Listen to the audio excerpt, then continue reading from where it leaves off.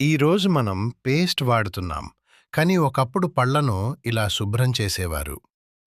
మనోడు, తాతయ్య, అందరికీ పేస్ట్ ఉంది, నాకు కూడా కొనిపెట్టండి. తాతయ్య, ముందు ఇది ప్రయత్నించరా. మనోడు, అయ్యో తాతయ్య, ఇది చాలా చేదుగా ఉంది.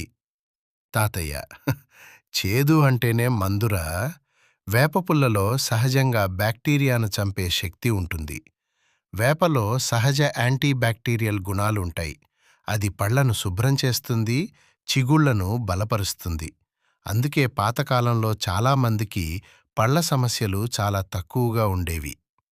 ఇప్పుడు మనం పేస్ట్ వాడుతున్నాం, కానీ ఇలాంటి సహజ పద్ధతులు మర్చిపోయాం. అందుకే చిన్న చిన్న పళ్ల సమస్యలతో డాక్టర్ దగ్గరకు తిరిగేవాళ్లు పెరిగారు. ఎప్పుడూ కాకపోయినా అప్పుడప్పుడు వేపపుల్లతో పళ్ళు తోమితే మంచిది. మన పెద్దలు చదువుకోకపోయినా జీవితం నేర్పిన సైన్స్ వాళ్లకు తెలుసు. మీ తాతయ్య మీకు నేర్పిన పాత పద్ధతి ఏది?